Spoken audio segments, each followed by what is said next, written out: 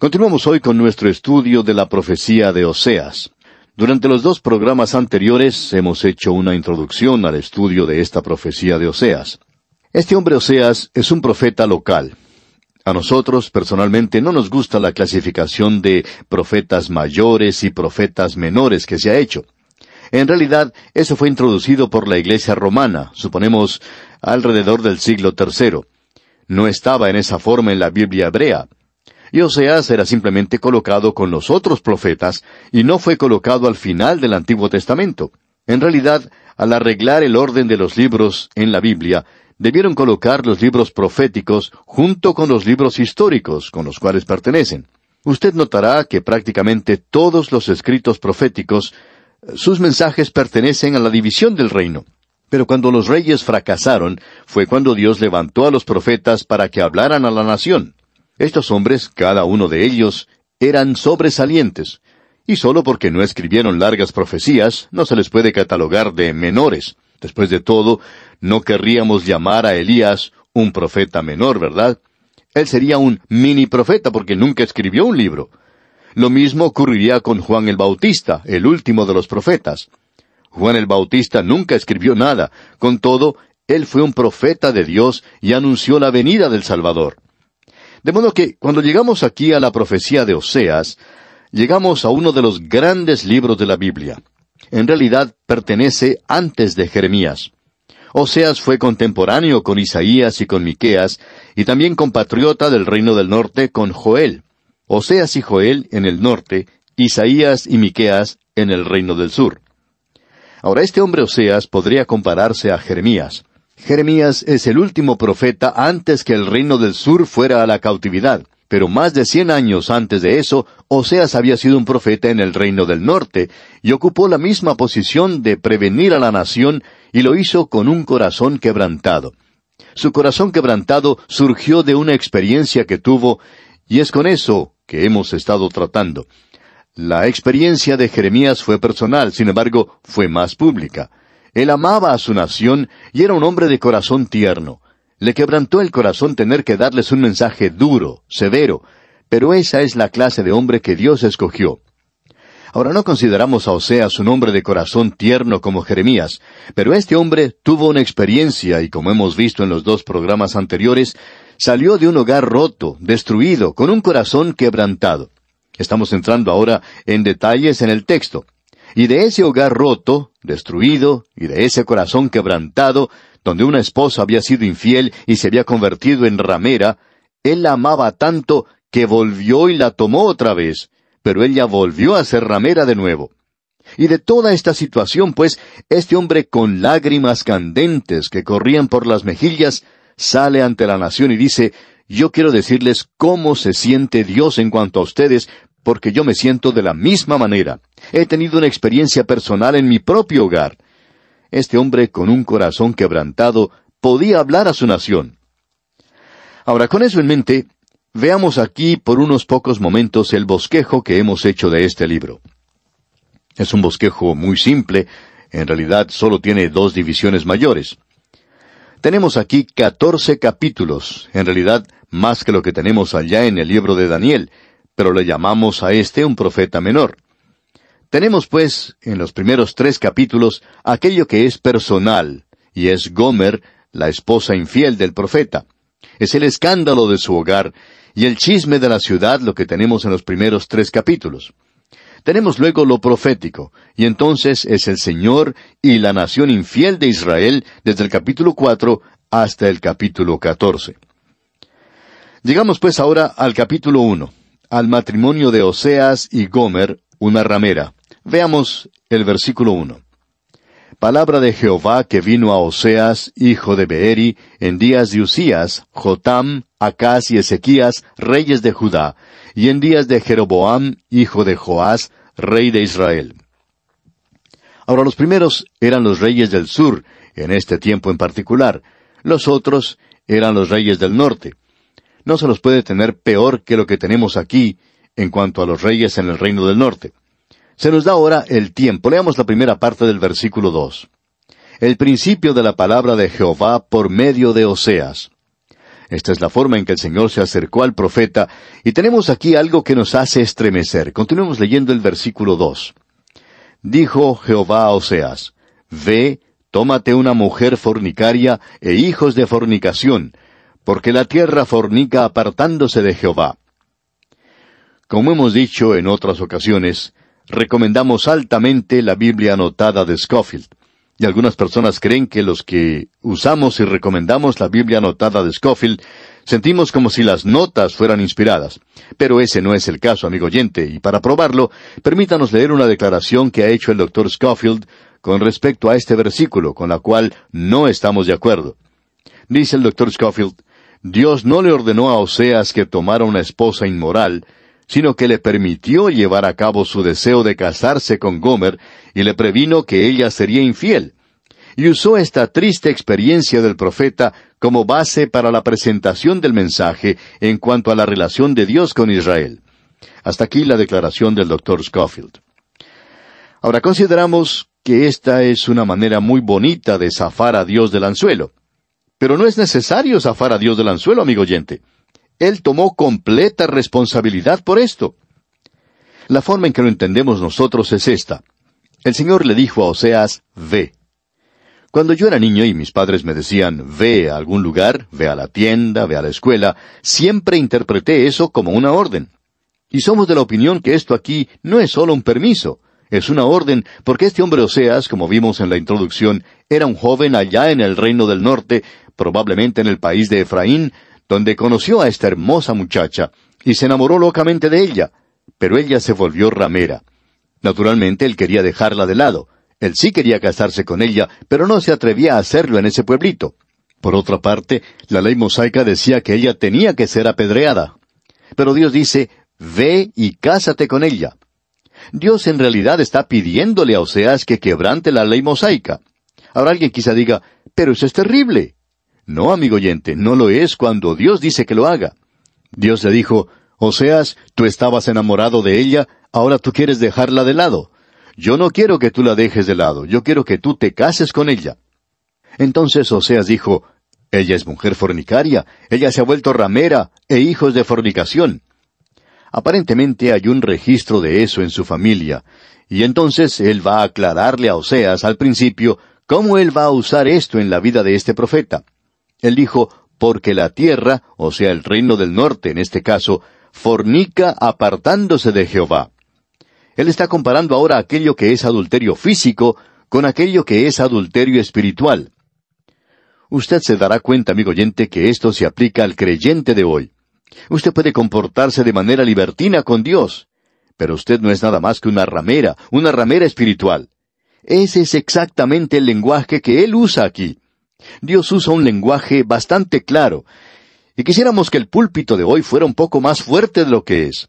Todos nosotros estamos tratando de ser muy amables hoy, y como resultado, a veces no somos en realidad tan fuertes como la palabra de Dios. Ahora, los versículos 3 y 4 de este capítulo 1 de Oseas dicen, Fue pues, y tomó a Gomer, hija de Diblaim, la cual concibió y le dio a luz un hijo. Y le dijo Jehová, Ponle por nombre Jezreel, porque de aquí a poco yo castigaré a la casa de Jehú por causa de la sangre de Jezreel, y haré cesar el reino de la casa de Israel. Podemos ver de inmediato que no solo el matrimonio, sino también los hijos van a presentar aquí un verdadero mensaje espiritual para la nación de Israel. Ahora, Jezreel es el nombre del hijo y significa Dios esparcirá, y Dios vengará la sangre de Jezreel. Jezreel es también el nombre de una ciudad. Aquellos que han ido a Israel han tenido la oportunidad de visitar las ruinas de esa ciudad. Este es también el nombre de un famoso valle que hoy se llama Armagedón o el Valle de Esdraelón.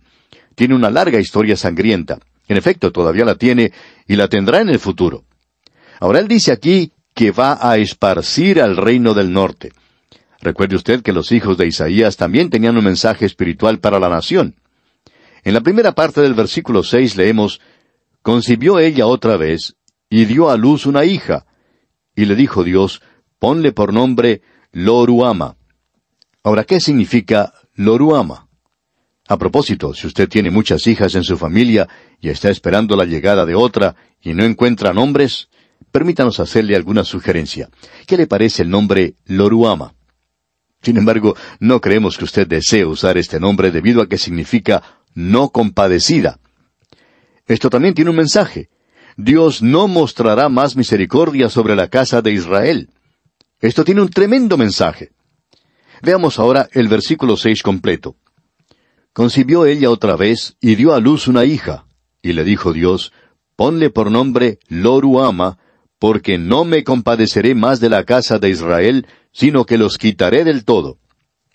Siempre ha habido la pregunta de si es posible que una persona se pase de la línea y que la gracia de Dios no pueda alcanzarla. Siempre hay aquella creencia de que nadie podría jamás pasarse de esa línea. Y hay quienes creen que uno no puede pasarse de esa línea. Permítanos presentarle nuestro punto de vista a este respecto. No creemos que uno pueda jamás llegar hasta el punto en que la gracia de Dios no pueda alcanzarle y tocarle. No se llega a un punto tan bajo que la gracia de Dios no pueda alcanzarle y tocarle a uno. Pero espere un momento. Uno puede continuar pecando frente a la gracia y a la misericordia de Dios. Continuar descendiendo y continuar apartándose de Dios como esta gente lo había estado haciendo. Y llega la hora en que uno se pasa del límite.